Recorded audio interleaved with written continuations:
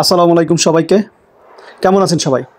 চলেন আজকে আপনাকে ঢাকা বিশ্ববিদ্যালয়ের ভিতরে একটা সুন্দর খাবার জায়গা দেখাবো। চলেন আজকে আমরা যাচ্ছি ঢাকা বিশ্ববিদ্যালয় জসীমউদ্দিন হলে। এখানে নুডলসটা খাইতে খুব মজা। তাছাড়া এখানে বিরিয়ানি, ডিম খিচুড়ি এইগুলো খুব রিজনেবল দামে খাওয়া যায়। তো চলেন আজকে আমরা সেদিকে যাচ্ছি। এটা হলো ঢাকা বিশ্ববিদ্যালয়ের ভিতরে। এখান থেকে আমরা জসীমউদ্দিন হলের দিকে যাচ্ছিলাম। তো চারিপাশের পরিবেশটা এত সুন্দর ছিল বলার বাইরে।